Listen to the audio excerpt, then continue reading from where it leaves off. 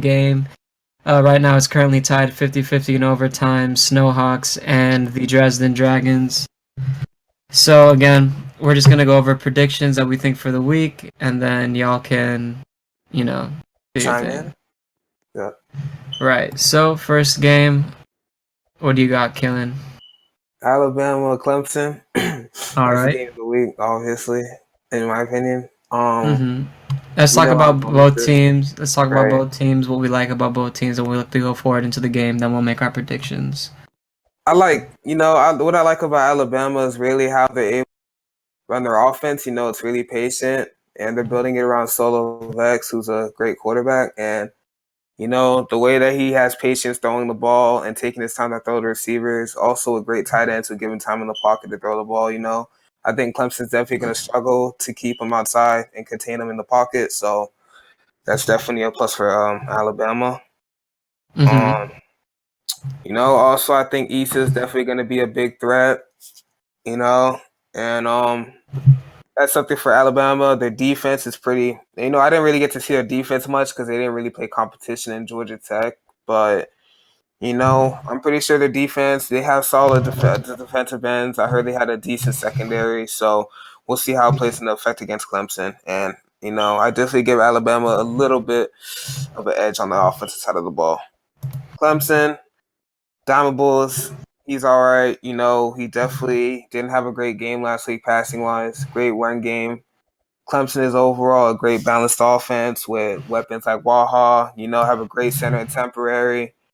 It's a nice solid balanced offense, but I definitely give the offensive game edge over to Alabama. Defensive side of the ball, secondary is going to need some work, but I heard they have a great line, so you know it's going to be a game to watch for sure. And if I were to make my prediction, I give Alabama the edge 49-42. Okay. For me, looking into this game with Alabama and Clemson, I'm definitely excited to see it. I think this will be a game of the week only because Clemson got blown out last week, right? Right. Wait, no, Yeah. no. Wait, no, No? they lost 41-36. Okay, so Clemson lost for 136. We definitely didn't see Don Bulls have his best game, but I'm looking for this game for him to be his bounce back game. It'll definitely be a difficult one, especially of course with Alabama's high powered offense with Solovex and Thanos and Trig Shot. But I'm looking for my boy Wale, Diamond Bulls, and Ignite. All those players of the week, players to watch. Sorry for both teams. I expect them to put on a good show. Definitely for Clemson, they definitely want to be able to shut down Alabama for their passing. But for Alabama, definitely. I mean, their focus just got to be keep scoring. Keep scoring and shutting them down like they did last week. So we'll get to see the true testament of Alabama's defense and how good they truly are against a decent Clemson team. And definitely looking for Don Wills to have his bounce back game this week. But for me, I'm still liking Alabama to win this one heavily. Ooh, Definitely. heavily. Okay. Right. Interesting. Score? Score? I can't really give you a score. To be honest, I think it'll be a 35-28 game with Alabama in favor. Okay. Okay. I And think Ghost, then, Ghost lost, by the way, so I think he's on his way. okay. All right. So moving forward to the next game, we're going to go ahead and take a look at Michigan and Boise. This one I'm interested in because now we get to see Michigan, who came off a very,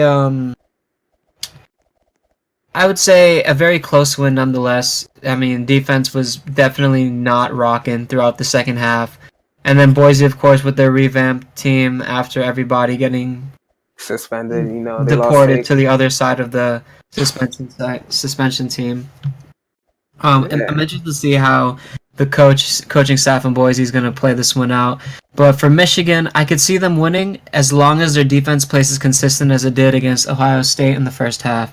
If they continue to let teams, I mean, if they continue to be like a Florida State back when Jameis Winston had his last season and just let teams start coming back in the second half, there's no hope for them. Right. But right now, if Michigan can do all those things, keep playing that defense that they played in the first half, I definitely like Michigan to win this one. And my score prediction for that would probably be 35 to like 21. Ooh. Ooh. 35 to 21, Michigan over Boise. I'm also gonna give the edge to Michigan due to Boise losing multiple key players, but they do have Zioni back. But they lost their quarterback and Saquon Thunder Thighs. Also lost Carlo Wilson, etc. They lost some key players, and for the fact of Michigan coming off a huge win off Ohio State, I definitely give the edge to them offensively and defensively, considering they have great Ds. Their secondary is terrible, but it's things to work on.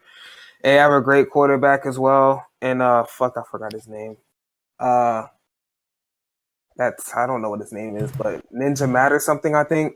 But yeah, he's a nice quarterback. Thrown for 4 touchdowns and no interceptions against Ohio State, so he's definitely a solid player. I believe he's going to torch Boise's secondary. Lead him to a win. I give him probably 35-14. Okay. That's a very good point. All right, so the next game we're going to talk about Georgia Tech and Army, predicted to be the toilet bowl of the week. The game that when you're flipping through the channels, or you're watching some football games and college is on, and there's the commercials. So you're like, I don't feel like watching commercials, so maybe I'll watch the Georgia Tech Army game. And then as soon as it's been 3-4 minutes, and you switch back to your regular game, exactly what I'm thinking this game is going to be. I mean, Beans, don't get me wrong, Beans isn't a bad head coach. It's just I don't see any of these teams being that much of an interesting game. It's either going to be a really low-scoring game or someone's going to FF before the second half. So, yeah, I mean, I don't really have anything much I can really predict here. I'm going with Georgia Tech upsetting Army. I mean, it's not really interesting that much of a game, but knowing that Beans is able to doing what he did last season, I'm definitely going to give the edge to Beans, coaching experience-wise. And, I think Georgia Tech somehow pulls off the upset against Army, considering they lost all their ults as well. It doesn't look like they have many weapons besides Deion Shifts. But Georgia Tech did make some key trades, but they won't be able to play till next week. But I think Beans still finds a way to pull it off. Probably 14 or 10. I don't know. Okay. Very good. All right, so my personal favorite game that I'm definitely going to be watching because I bet some good money on this, Arizona State at Kansas State. Garbage. This game is going to be quite interesting, mainly for the fact that I picked Kansas State to upset Arizona State. I'm really liking the offense that Dorf has been able to put together. The only thing is if they can execute. I mean, Killer Mode is a pretty decent quarterback if you give him some time, or again, for any quarterback, if you give Killer some time, he's definitely going to make some plays. ASU, I haven't been able to see a lot, but I do know they have MG Deshaun back at quarterback. And all I can really say at MG Deshaun, he's not bad, but he reminds me of a less flashy K. Louis. Definitely, he prospers when you get him to the line of scrimmage, so he can extend the shorts and throw the deep ball, or maybe run and mix a couple people. But if KSU can actually play the defense that they need to play and stop him and make him pass in the pocket, I have no doubt Kansas State can win this one easily. So I have Kansas State winning 35-21. Wow. Okay. Number one, KSC doesn't have an established defense. Okay, and MG Deshaun is gonna fucking run all over him. All right, that's number one. Number two, when you got a tight end, when you have tight ends who can literally do almost everything, I'm telling you, this man MG Deshaun is going to pick apart KSU's defense. Running the ball, passing the ball. They have a really nice offense. Probably top 5 in this league. KSU just doesn't have the secondary to just deal with ASU at all. Me personally, I'm predicting a blowout. Probably gonna go 45-21 at best. We're putting up 40 plus. That's me. Okay. I can respect it. All right, so the next game we're going to move on to will be Auburn at Maryland. This one is going to be a cakewalk for Maryland. For real. Don't get me wrong. Hades is a good quarterback, and Lego Hulk off his tenure at BSU was pretty good. He's probably one of the best players on Boise State last season. So Auburn picked up some good players in that, as well as Doug Becker being a solid defensive end. But I don't know. I just see. I don't think that Auburn will have the offensive manpower to beat Maryland's revamped defense, as well as have the defense to stop Foamy and all of their all of that. I know K. Louis is on Auburn now, but I don't know if he's eligible to play this week or next week. There's some news on that. Breaking news! He was just suspended. It's Gold Chrome. K. Louis is Gold Chrome. Yes, K. Louis is old. Right now. What? Well, there you go. So I don't know. I just don't see Auburn pulling it off, and I definitely see a 35-14 game in Maryland's favor, if not higher, or a possible FF. That man's an old. Wow. That is for real tough. I don't know what to say about that. And you want to go your prediction or you want to go with mine? And go ahead with yours. I'm definitely gonna agree with Jed on this one as well. Cakewalk for Maryland easy, considering that K. Louis is now out. They don't really have a star player to build their offense or defense around, matter of fact. Same with the shit show they had against Georgia with fucking exploiting and shit. I definitely give the advantage to Maryland considering they just beat us, but we won't talk about that. And they have a great quarterback in Foamy LOLs. They have great receivers, B-Pad, Jordan. They have an underrated tight end and Reset and all that. Great secondary. This is definitely probably the best team in the OCFA, and I give the advantage to Maryland. They're putting up 40 plus as well. I give them a forfeit win.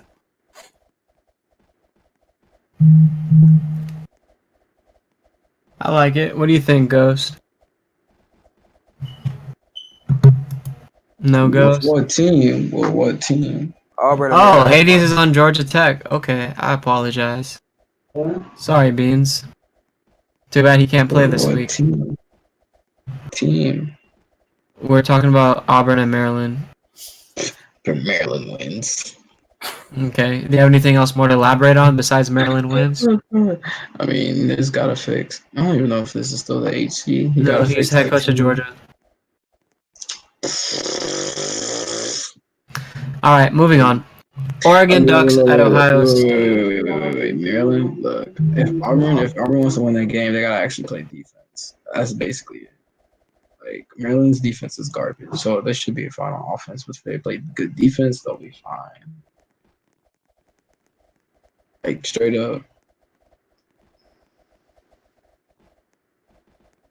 Did y'all hear that? Bro, I died. Yeah, I was listening. Is that it? Is that your final? Okay. No. My internet's laggy. And Or a then Ghost. with Auburn, their wide receivers got to get open a lot more because they don't get open, and then their deep's got to be fixed.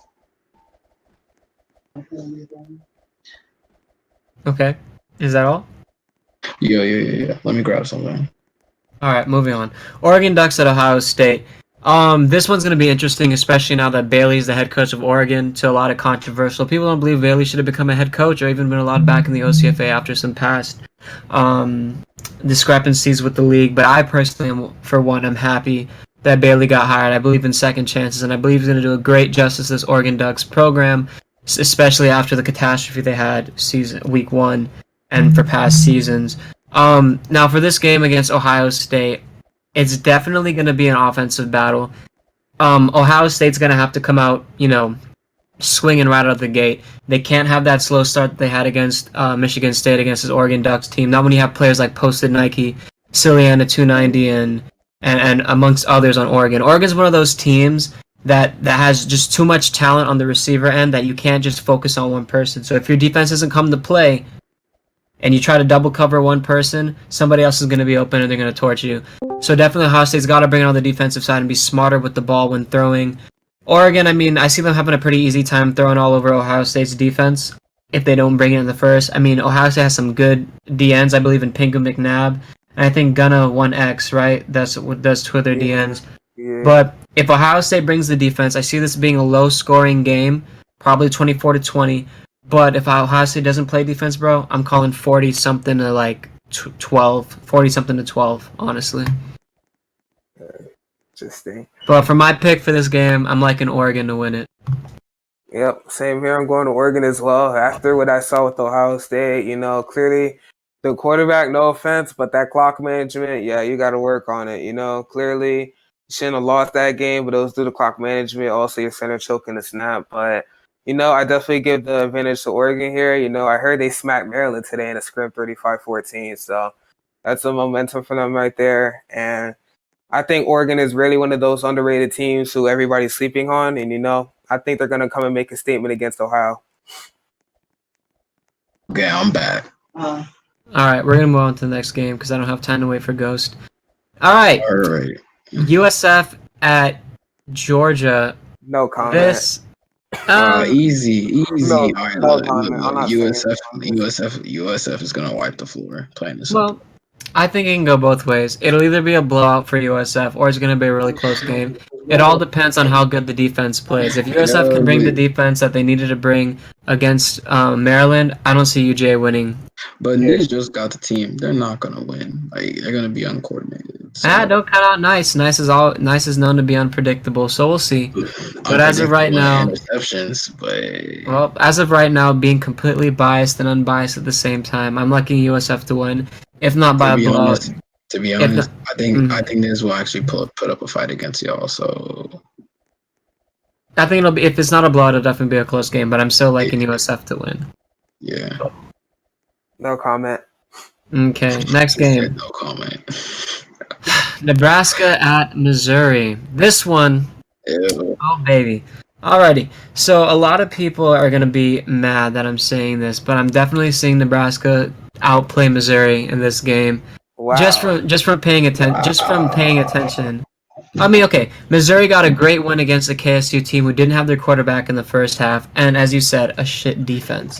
Now you're coming in and playing a Nebraska team that has somewhat of a decent defense, right? They picked up players like Lama at linebacker. They picked up, they still have, I believe, what's his name? I think it's, I forgot his name, man. Something Uzi Vert or what? A Little Bushy Vert. They picked up Little Bushy Vert, who's an explosive receiver and really good. They have Lil Popey or South at quarterback.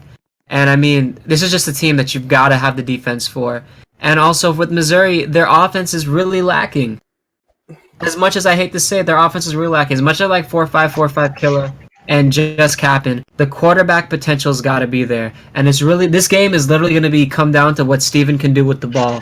If Steven's going to play terrible, which he sometimes does like he did last season, there's no hope for Missouri, okay? There's just no hope at all.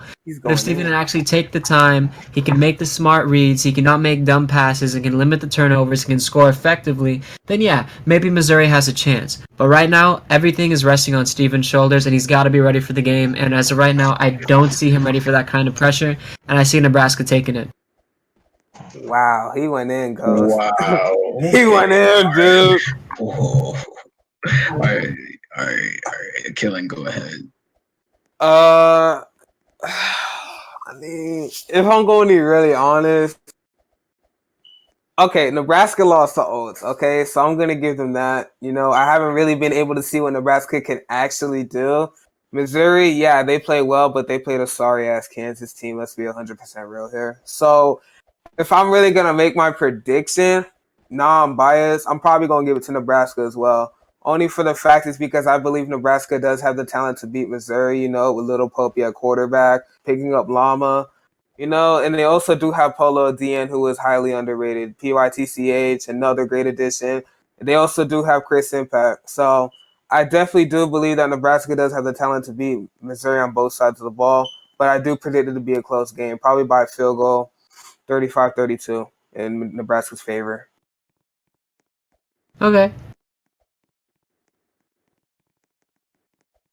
All right, look, I gotta head out because tripping. There's a storm coming and the internet is lagging out. So, alrighty, y'all. Well, that's it for the predictions for right now. Thank you very much for tuning in. It's been great having you guys here. It's always another fun time with the gang, being able to sit down and discuss some good old road football. So we'll catch you here next time, same time every week. I believe the next time we're going to be going over this, we'll be talking about who won and who lost. So tune in next time, and thank you again for your viewership. It is much appreciated. Have a great night. That's it.